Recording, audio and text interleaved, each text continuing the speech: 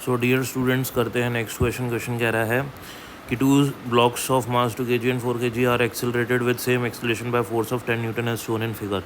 तो एक 10 न्यूटन का फोर्स लगता है 4 kg वाली ब्लॉक पे, और ये 4 kg वाला ब्लॉक एक स्प्रिंग के साथ कनेक्टेड है 2 kg वाले ब्लॉक के साथ में, एक हॉरिजॉन्टल सरफेस पे रखे हुए दोनों। The spring force between the 2 blocks will be. तो इन दोनों ब्लॉक्स के बीच में स्प्रिंग फोर्स कितना लगेगा, ठीक है। तो सबसे पहले हम लोग यहाँ पे क्या निकाल लेते हैं कि इस पूरे सिस्टम का एक्सेलरेशन कितना होगा। तो देखो, एक्सेलरेशन सिस्टम का होगा net external force upon total mass.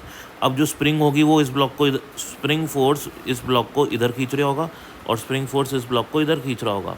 अब ये दोनों फोर्सेज जो है ना, ये इंटरनल फोर्सेज हैं, तो स्प्रिंग फोर्स कभी भी एक्सेलरेशन में पार्टिसिपेट नहीं करने वाले इस पर्टिकुलर सिचुएशन के अंदर। तो एक्सटर्नल फोर्स हमारे पास सिर्फ एक ही लग रहा है, तो नेट एक्सटर्नल फोर्स हो जाएगा 10 न्यूटन का। टोटल मास डियर स्टूडेंट्स आपके पास है 2 + 4 दैट इज 6 kg। सॉल्व करेंगे, एक्सेलरेशन आ जाएगा 5/3 मीटर पर सेकेंड स्क्वायर। अब अपन बना लेते हैं 4 kg वाले मास का FBD, यानी कि इस पे लगने वाले फोर्सेस। 10 न्यूटन का फोर्स इस पे राइट साइड पे लग रहा है, स्प्रिंग फोर्स इस पे लेफ्ट साइड पे लग रहा है, वही स्प्रिंग फोर्स इस पे भी लग रहा है ना। इस पे निकाल लो, इस पे निकाल लो, बात एक ही आने वाली है।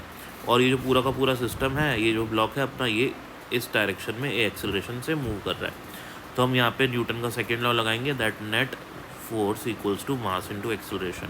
तो 10 - Fs, क्योंकि 10 वाला फोर्स बड़ा है, 10 - Fs इक्वल्स टू मास इसका 4, एक्सेलरेशन इसका 5/3 है। अब अपन इसको सॉल्व करेंगे Fs के लिए, तो 10 को राइट साइड पे ले लेंगे, सॉल्व करेंगे तो हमारे पास सॉल्व करने पे 10/3 न्यूटन आ जाएगा, जो कि स्प्रिंग फोर्स है। होप आपको समझ में आएगा। Thank you for watching the video.